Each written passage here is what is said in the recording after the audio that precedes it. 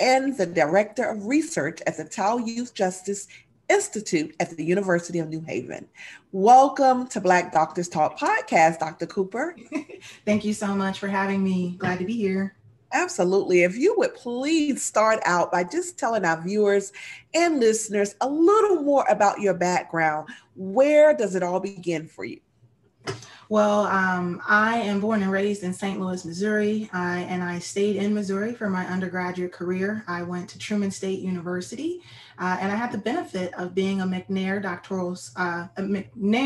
baccalaureate scholar as an undergraduate. And then as I applied to graduate school, I got into the University of Florida, where I was a McKnight doctoral fellow. And so I went from Missouri to Florida to where I am right now in Connecticut. And I'm just very blessed to really have a job where I get to teach in my specialization and work with students who care and want to impact the futures of youth and impact, our criminal justice system as a whole, as well as do research that has the potential to influence policy and of course, lives.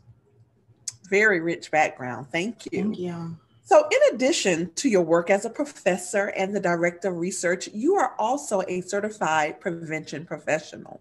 Can you tell us about the work you do with nonprofits and community organizations? Yes, I first started this work during my time in Florida while I was pursuing my PhD. After I got my master's, I wanted to try and engage and get that applied research skill because I knew that I as a McNair scholar had gone straight through from undergraduate to master's to PhD. And so I had in the back of my mind that when I finish with my PhD, what will help sturdy this kind of evidence about my education and about my experience. And I happened to meet someone who was working in a community coalition, and that began my entry into this prevention space. At the time, when you work for a nonprofit, they may not offer in terms of like the most lucrative funds in terms of payment, but what they could offer me was professional development. And I was selected to become the one of the members of the national cohort of ambassadors for the Community Anti-Coalition, the Community Anti-Coalitions of America, CATCA, and I represented the state of Florida in 2012 to 2014. And so that time that I spent in training, which is really thousands of hours across a broad array of topics in prevention, where we're saying to ourselves, how can we prevent teen suicide, teen pregnancy, teen drug use, teen, of course, delinquency and crime. And for me, it just became a really beneficial opportunity to be in the community and kind of tie together that community passion that I have with also the research that I do. Awesome. Now, who has had a tremendous impact on you in your career field? When I think about this question, I actually kind of have it in two different thoughts. When I think of someone who I actually know, I directly go to my mom. I'm Dr. Cooper. My maiden name is Dr. Tolson. My mom is Dr. Tolson. And so there's this modeling. My mom, when she retired, she was dean, over library services. That is not the proper title. She's going to kill me. But I saw this passion for education, this opportunity to kind of be working with communities in that education sector.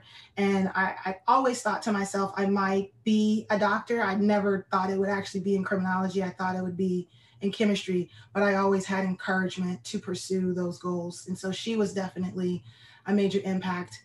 And just the other person I would say, because we're celebrating right now all types of things, but Ronald E. McNair, as I mentioned, I'm a McNair scholar. So to have had the opportunity in undergraduate to learn about research, it really impacted me when I went to the University of Florida as well, because they have a McNair program, and that really allowed me to mentor and be also brought into a family there. And I think community is really important.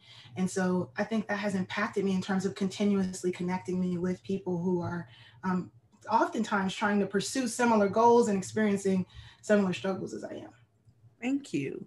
Now, you currently conduct research in the areas of youth, young adults, juvenile justice, delinquency prevention, criminology theory, and sex offending. And all of these topics, being an elementary school principal, are very fascinating to me. Can you talk a little more about your research and why you chose this area? Yes, it really ties into the concept of prevention in the first place. I think crime and justice in general are important topics and certainly severe issues to be addressed. But when I think about the solutions, I am hoping that the opportunity to have the most hope is with our youth and the most opportunity for influence because of the developmental research. It shows that the investment in our youth is worth it and that we need to make those commitments. And so I think that my research provides the opportunity for people to ask themselves how what they're doing and where they are might influence youth. And I've really been trying to more recently broaden my influence, the scope of my research. And so I'm not just looking at youth and the system, but we've been looking at what we talk about as social determinants of health. We've been wanting to look at housing. We've been wanting to look at health. And so I've most recently been coordinating with our state agencies and our Juvenile Justice Policy Oversight Committee so that we'll be putting together a data set in the state of Connecticut that allows us to explore questions that we have really only been able to look at in terms of what does the system tell us about kids in the system? Not those are really just kids. Those are kids from communities. What do we know about those communities? How do we better serve those kids? Those are the questions that I hope my research will lend a better answer to. Wow, you've really reached a lot of milestones. You've done a lot. What would you say is the key to a fulfilled life? I would say the key to a fulfilled life is just joy.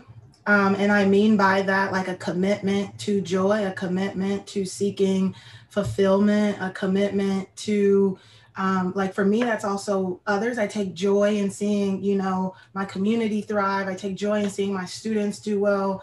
But I think that joy is intentional, meaning I ask myself what makes me happy and I try and move toward those things.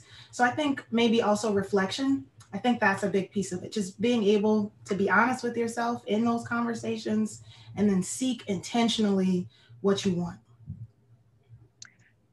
Now, one of the things that I really believe is that we're obligated to help those that come after us. I really feel that. Knowing that, what is one thing you wish you had known earlier in your career, something that perhaps someone starting in your field should know? I just continue to think about the value of community.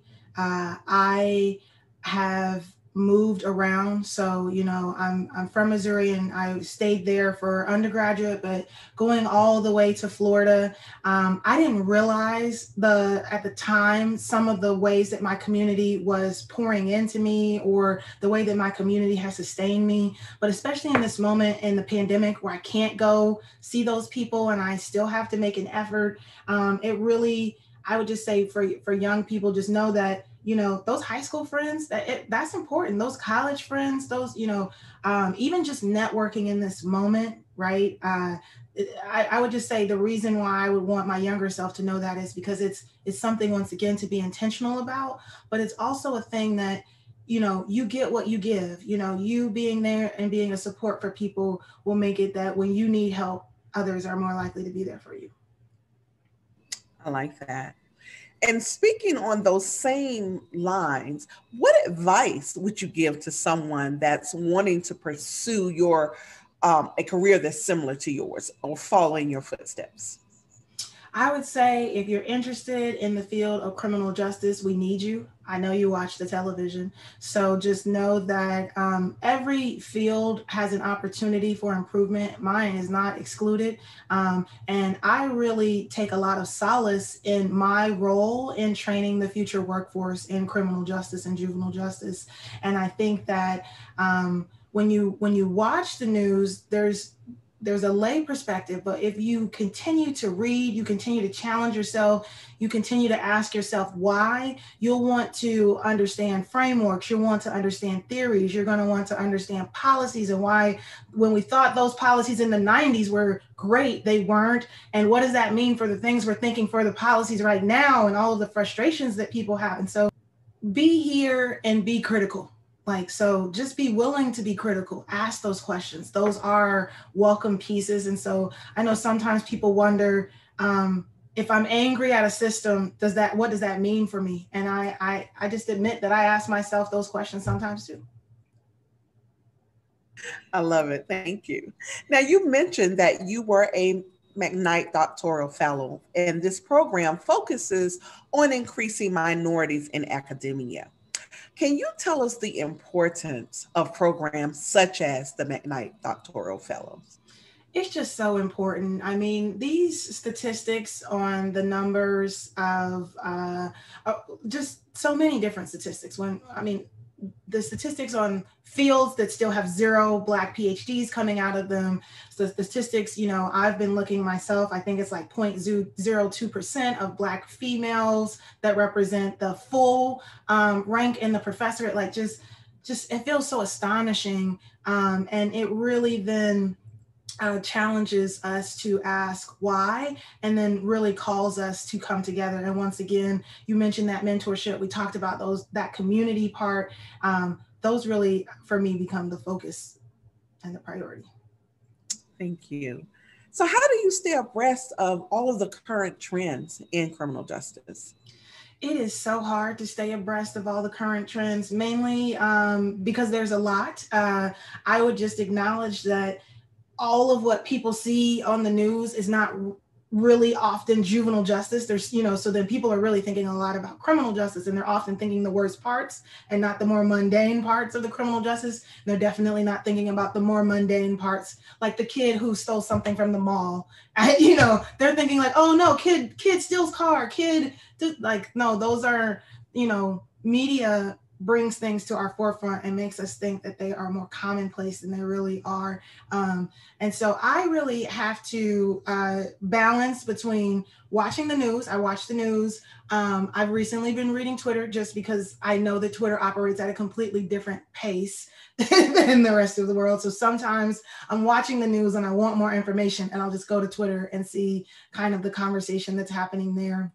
But honestly, other times I purposely don't watch the news. Other times I say to myself, I'll have to just catch up with that in the next day or two. I often try to minimize that 24, like that rapid news cycle. I like the weekend news as opposed to the daily news, where people have had to take more time to think through, synthesize, and summarize the news, reducing the chance that they're wrong on accident. So yeah, news and Facebook and Twitter. I love it. So, what would you consider your biggest failure, and what did you learn from that? I would say my biggest failure was actually when I was an undergraduate. As I was in my junior year, I performed so poorly that I needed to leave the university, and I went on probation. And at that point in time, I really had what you think in your life is a midlife crisis, because you're only 20, but you're like, and it's, a quarter life crisis or whatever it might be. But I really had to ask myself, did I want a college degree? Was I doing a should, or was I doing what Danny, really wanted? And part of the issue was that I had fallen out of love with chemistry. And, when you are a chemistry major and you take not only chemistry, but biology, you take, calculus, I was just so downtrodden, really, by the experiences that I was having and the challenges that I was facing. And I really was blessed to have a mentor. My friend Shantae was also struggling at that university, and she challenged me to think outside the box. So then by having that struggle and having to think outside the box at that moment, it really then led me, first of all, to what is called justice systems at the Truman State. So it's like another version of criminal justice. So we have justice systems at Truman State University. But then, fast forward, 3-4 years later, when I'm now in my completed my master's and then my PhD program, I really struggled with my comprehensive exams. And it was the fortitude that I had already, had, where I'm like, I know that this isn't even that. This isn't me not struggling and not being sure I am sure. This is me really needing to explain to the people around me that this system is not working well with my learning disability. You guys are not tapping into my ability to show you whatever you need to see in order for me to pass these exams. And it still translates into my experience today, just believing in myself that I can push past these obstacles. And, I think I am such an advocate of women sharing the struggle, sharing the obstacles, the barriers, and the challenges. So I appreciate you sharing that, because our younger generation, they need to know that it's not going to be easy, that there will be challenges. But you can navigate them and overcome them. So thank you for sharing that. Now, what would you consider as your biggest accomplishment? I just was tenured after serving my university for 5 years, which means that I received early tenure, which just feels so sweet. And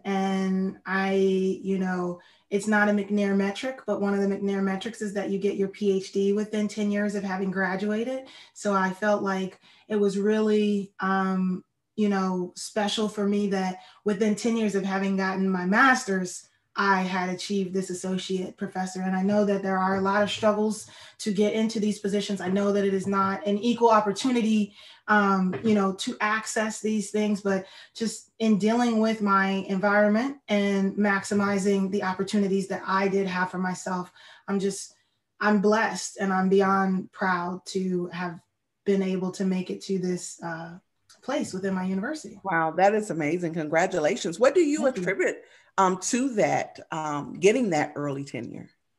I attribute a few things, definitely in terms of communities that have been supporting me, the Black Doctoral Network conference, moving through knowing, okay, we're going to present papers in October, work on, other things, get ready for conference, get professional development, get connections and contacts. I've also benefited from other organizations like the National Center for Faculty Development and Diversity, which is founded by Carrie Ann Rockamore, which just once again pours in more professional development to Black women, Black and other professionals of color, asking them, what do you need to maintain balance, to have, any sort of vision of wellness for yourself, and of course, to be focused in a way, intentionally, once again, about what you want, because I'm here to shake things up and to ask questions in a way that if I wasn't here, people would say, oh man, I wish Dr. Cooper was here. I hope someone goes and find Dr. Cooper so that we can get these questions answered. That's my goal. Wow, I love that. And that really leads me to my goals question. What process or what steps do you take to reach your goals? Because as I mentioned, you've reached a lot of milestones and that does not go without a strategy. So what process do you use?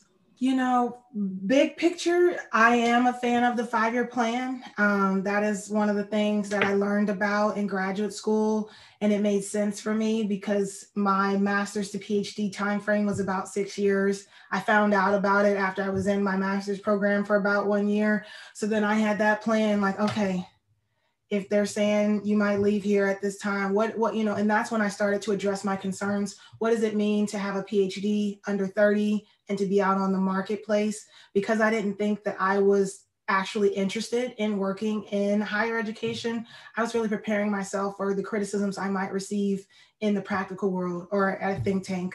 So I wanted to make sure I had methodological skills. I wanted to make sure I have like all of these pieces. So just setting the goal means that when the obstacles showed up, they were still there. They were very real. I just was less impacted by them in the sense that even if I only made it 25 to 50% where I thought I was going to make it by the time that I said, I was still on a momentum. I still had an intention, and it allowed me when times got really, really, it made clarity about what to say no to. So in terms of, the 5-year plan, but the other piece is I just love technology. So a good to-do list, I mean, whether that be like a little Google to-do app just to kind of structure yourself, because otherwise you hit that moment, especially in the pandemic, where you're like, what am I supposed to do right now? And we can see how much the media and everything that's on in the world is here to sabotage our ability to focus. So yes, I would definitely say big picture, 5-year plan, even a 1-year plan, if 5-year feels too far out for you, but a to-do list. I love that. And you touched on something very valid, is knowing when to say no and saying no to what, because we can get caught up so much in trying to do too much. I want you to expand on that a little bit, because that's a real nugget right there. We have to know what to say no to. Can you expand on that? It's actually, admittedly, it's more complex than just saying no, because you're saying no because someone's asked you of things. And there's a whole external thing about why people think they could have of you and ask of you to such a high mark. And I'm glad to be in spaces where I see other strong Black women modeling some of these responses. And so I'm often just trying to channel, the best me. You know how you kind of power pose and you're like, okay, I might want to say no, but will I say no because of either power dynamics, or I've really been trying to ask myself what I actually mean. So do I mean that it's just not a good time for me and I need to tell you that I have too much on my plate right now so I could create some compassion? Or is it that I need to tell you, no, I'm not interested? Like, don't ask me later. I'm like, no, I love that. I love that. Absolutely. I love it. So who or what inspires you? So many things inspire me. I'm going to go for the easy answer, as we are off of just the moment of, January 13th and Delta Sigma Theta. I'm here in New Haven, and the New Haven alumni chapter just has all the best, baddest women. I swear I just love my chapter. I'm always amazed by the work that the women of Delta do, of course, nationally and internationally. But I think to have women, younger women my age, older women, to continue to remind myself that there's more. There's more that I could want for my family. There's more that I could want for my community. There's more that I could want for my financial success.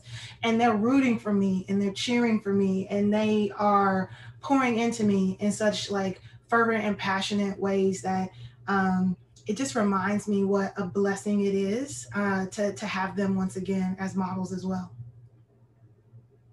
Thank you for that. So success can be so subjective. How do you define success? I'm going to go with success is really, I think, this mark that you leave on the world outside of yourself, right? So I think for me, it's that transcendence, right? So success is not just that I'm doing well. Success is that I've now helped someone else do well. I've passed on something that benefits them. And I think that's really why youth justice work is so fulfilling to me, because the youth are such, such a vessel to be poured into. They pour so much back into me that it really is fulfilling to have this focus on this youth justice and, young adult kind of area. Those are some of the pieces of success. I would say just the other piece is the actual word piece, PEACE, like the ability to, at the end of the day, with all the madness in the pandemic, I feel successful because I'm not in strife with my husband. I'm not in strife about having home or shelter. I'm not in strife about the immediacy of my financial setting. So just the ability to know that even though the world is really rocky, I don't have to be rocky with it. That's like, so that equates to success for me. I love that. Thank you. So what specific skills as a researcher, as a professor, would you say have helped you become successful? One of my favorite skills I like to talk to people about is just data management. And I don't mean that just from like a statistics sense. I mean that if you're an academic, you might have decades of file folders. You might have, moved from a paper, notes to a digital notes, back to a paper notes. And so just really thinking to yourself, what are my game plans? So tools that I love that really assist me, I use EndNote. I'm a Microsoft 365 user, so it has its own kind of like planner to-do system called Planner. I use that. Like I use the Teams to organize meetings with my students. And so I think the pandemic gives the ultra example that technology is important, and that, you know, using technology to address some of the data management issues, even if you still want to do things analog. I think that is what the pandemic has also kind of taught me, and something I would want to pass along. I'm definitely writing more notes. There are Post-its around, but I'm also trying to make sure that the digitalness of it all, the thing that's making it all accessible, right? Because we're not in our offices doing those things, and we're working across emails and spaces. So I would definitely encourage all of that and thinking about, and I would just say working with people. Can you work with people? And so I work alone a lot, but I also must disseminate the work. And if I don't have any intent to go and to share the research, give any findings, advocate after I have increased knowledge, then what did I do it for? Absolutely. Thank you. So, this vast career, what are you most proud of to date?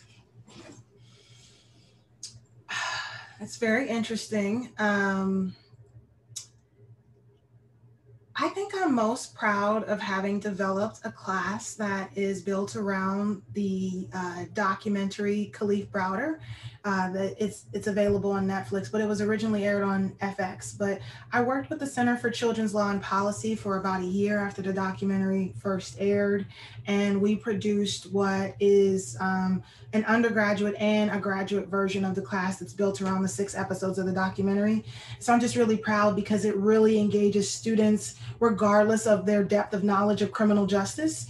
And it allows them to really think about all of the layers of injustice that were experienced by Khalif Browder. Thank you. So, what's next for Dr. Danielle Cooper?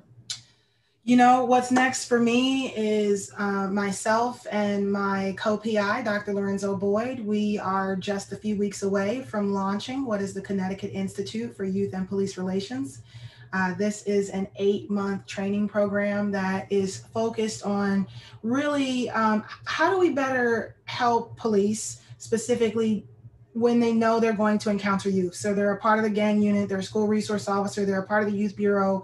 And in the state of Connecticut, we know that there's just 3 hours mandated out of like 1,000 hours that they have in their onboarding training. And we want to make sure that those who are working with youth, we're better working with them so that they could serve youth. And so that's one of the things that I'm looking forward to. It'll allow us to really be working in communities with police officers to better identify solutions, because being solution oriented is the major goal for me. That's really exciting. Wow. So, how has your affiliation with the Black Doctoral Network enhanced your career? I would just say that, you know, when you're not at the Black Doctoral Network, the world, you know, is moving, right? The world's moving, and I live in mostly places that are not predominantly Black places and spaces. And sometimes all of that just saturates on me. Once again, the ask, you know, what's happening in the media, do I want to pay attention?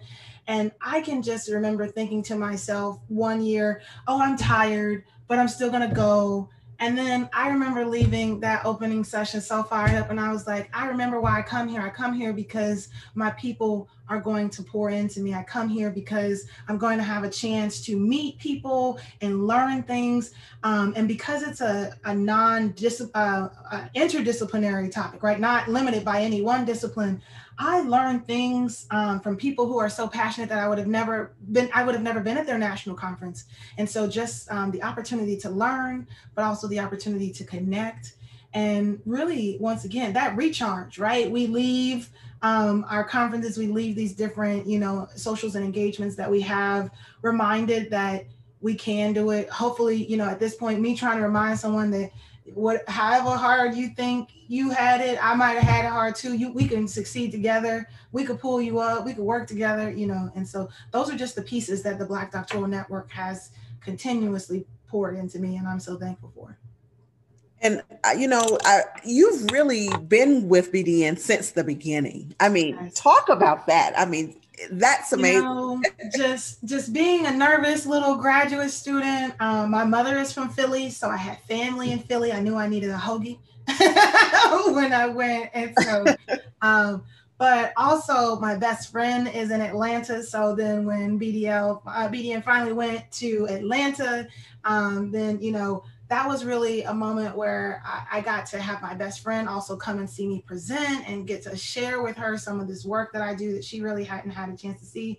So just also growing, right? Knowing that from a just being trying to pour it into as a graduate student, hoping that whatever the job market was would work out for me, right? Like we all do, but then also being poured into even now as I'm in the professorate, but connecting on all of these different ways, having the opportunity to be interviewed by you now, having the opportunity to present at conferences. These are the types of things that I think are substantially what my university is glad that I'm working on and glad that I'm making connections for. Awesome. Dr. Cooper, thank you so much for joining us today. It has been an absolute pleasure. Please tell our viewers and listeners where they can go to find more information about the work that you are doing. I will let you all know about two different things. Most simply, if you're trying to access my public facing professional accounts, I am at Prevention Danny. That's at prevention, the word prevention, and then Danny, Dani. That's where you could find me on Facebook, Twitter, and LinkedIn. And then I would also just want to shout out the Tao Youth Justice Institute. If you're interested in learning more about youth justice in the state of Connecticut or nationally, we have quite a robust information hub. We have all of the information available about my research projects and the work that I do with the research team of students and faculty there. And that is Tao, T-O-W, youth, the word youth, .newhaven.edu. So that's taoyouth.newhaven.edu. And that's the website. Please be sure to stay connected to Black Doctoral Network and connect with us on all of our social media channels. Thank you for joining us today for the Black Doctors Talk podcast. I am Dr. Sharon H. Porter. We hope you will join us next time. But for now, be sure to like, share, subscribe